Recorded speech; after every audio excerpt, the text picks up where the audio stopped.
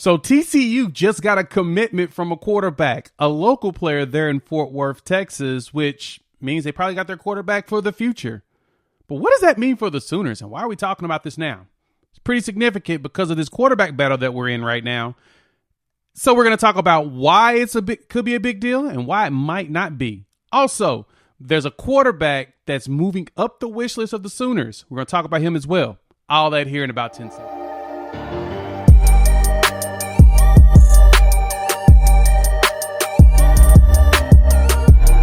What's good, everybody? It's your boy Jay here with Unfair Sports, where we take a pensive approach to the sports conversation. Thanks for pulling up to the YouTube channel. In this video, we're going to talk about TCU's new quarterback commitment and what that means to Sooners and Sooner fans. It could be a good thing or a bad thing, as well as a quarterback that we are definitely targeting. So make sure you stick around later for his footage.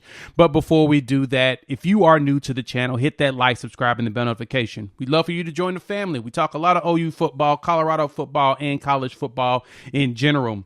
We're at 8,400 subs, and our goal for 10,000 subs can only be achieved by your help and expanding our topic. So expect to see some really cool stuff coming down the line. So without further ado, let's dive into this. TCU just got a quarterback commitment from Hauss Hejny. Now, Hauss is 5'11" quarterback out of the Aledo, Texas area, Fort Worth, basically, and he's a legacy. His parents both played at TCU. His dad was a defensive lineman at TCU, and his mother played basketball at TCU. And so he has been bleeding purple his entire life. And so they got that commitment on Thursday from Hauss and the family. And so, of course, they're stoked to get themselves a quarterback, 3-star rating or whatnot. And so, but what does that mean for the Sooners? Well, the Sooners have been locked in with Michael Hawkins, who is looking at both Oklahoma and TCU. He'll make his announcement tomorrow, as this is on Friday that I'm dropping this. So he'll be making his announcement on Saturday right here on Easter weekend. And because of that, he's got a decision to make. Does he want to go to TCU? Does he want to go to Oklahoma? And so, of course, Sooner fans that saw this on social media were pretty stoked. They're like, oh, wow, that means that Michael Hawkins is going to come to Oklahoma, right? Well, that could be a yes and also could be a no. And this is the reason why I say that. First and foremost, it appears that TCU has already informed their quarterback prospects that they plan on taking 2 quarterbacks in the cycle. And I believe Michael Hawkins is aware of this. Just like here at Oklahoma, we were looking at doing the same thing. It's one rumor that's been going down the line.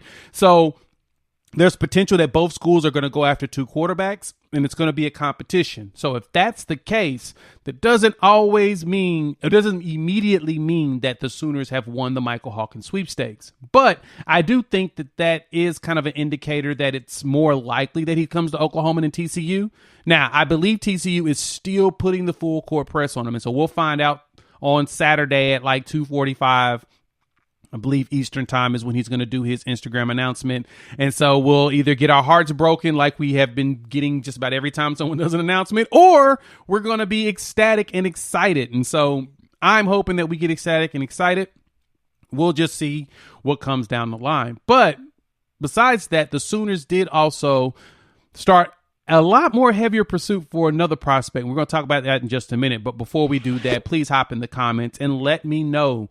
Yeah, give me a Y for yes or N for no. Do you think the Sooners land Michael Hawkins now that TCU just got themselves a quarterback? We'd love to hear from you all and what's your thoughts and what's going through your minds as Sooner fans. If you are new to the channel, hit the like, subscribe, and the bell notification and join the family. We would love to have you here as we grow to 10,000 subscribers and try to build ourselves a fun community where fans can come and talk college football and take a pensive approach and really think through things. So let's move on to the quarterback that's moving up the ranks, Maj Jones. Now, Maj, I did a short on him about a month ago in the beginning of March when we gave him an offer. And of course, this picture surfaced around the offer afterwards is him taking a picture with Jalen Hurts. Maj is based out of Philadelphia, 4-star quarterback in this cycle. And he's one of those players that he's starting to get the comparisons to Jalen Hurts. Size-wise, strength, he's got those strong legs, and he's a runner. So putting up some footage of him running around, he can play. And so watching him move, he can throw, but he's also got those legs to keep the play alive. And so because of that, there's been those comparisons with him and Hurts. I don't know yet. Honestly, I'm not going to jump in and say that, oh, yeah, he's definitely Jalen Hurts reincarnated, because we have to see him throw the ball and play and see what the mind looks like at the collegiate level. But overall, the tools itself and the intangibles, it looks like he has all of that.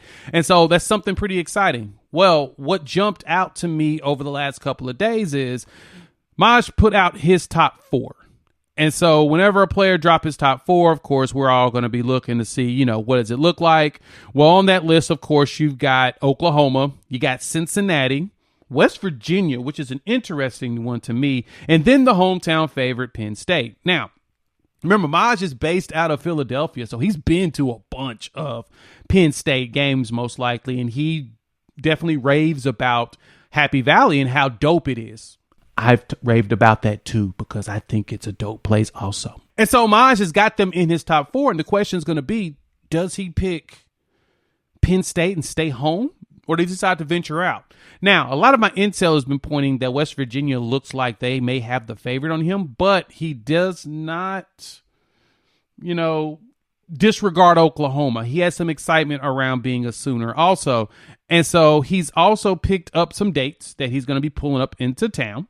That came down the line a day or so ago. He's got his official visits in June. So we won't know if Maj is going to come to Oklahoma or go to a different school until the June area. It'd be a Cincinnati in the beginning of June, West Virginia the first couple of days of June. So June 2nd through 4th in West Virginia, 9th through 11th in Cincinnati. And then he comes to Oklahoma the 16th through the 18th. So he's going to have a multi-day visit in town with us and talk about that quarterback position. And I believe we've also informed our quarterback prospects that we do want to take 2 this cycle. And so a lot of you may be looking at this, as I talked about this in the beginning with TCU, like, okay, why would you take 2 quarterbacks? That's like not good. That seems like a recipe for disaster.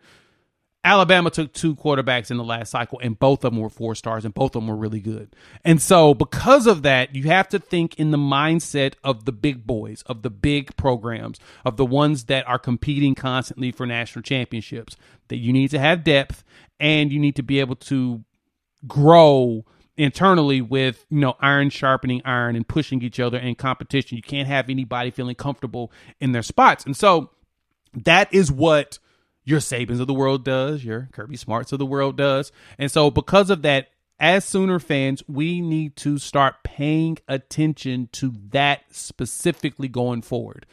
It's okay with having multiple players in multiple positions. Based upon whatever your scholarship numbers are, that is what they're going after. In some spots, they're going to take more or less based upon how players are departing and coming. But you got to keep that in mind. Big programs sometimes take multiple quarterbacks in a cycle. It is what it is. And so I'm going to trust Jeff Lebby. I'm going to trust Coach Brent Venables and let them do their jobs in bringing us the best talent. Right now, we are not really underdogs as Sooners coming into this next season, because the expectations is that, no, they're doing the right things and they're going to make it happen. So y'all should be excited that we're looking to take 2. So Maj will be in town in June. I'd say after that, we may hear some commitments in July area. That's something that we're going to keep our eyes out for. Of course, I'm stoked, and I'm going to be keeping my finger on the pulse. Hopefully none of these commitments come down while I'm on vacation, but we'll see what happens. But outside of that, go ahead and hit that like, subscribe, and bell notification if you are new to the channel, or just make sure you hit the like button as a current subscriber. Share. Why? Because sharing is caring. And hop in the comments. Tell me what you think. What do you think about Oklahoma taking 2 quarterbacks? I know some people are shaky on it, but give me your thoughts after you really think about it, after you hear me talk about the big programs doing this. I want to hear from you all. And so YouTube has a couple videos in front of me that you need to check out. It leads you to either some shorts or to some other cool content. Keep watching. Help your boy out. Thanks so much for pulling up. We will chop it up definitely tomorrow, right after the Michael Hawkins decision. Talk to you then.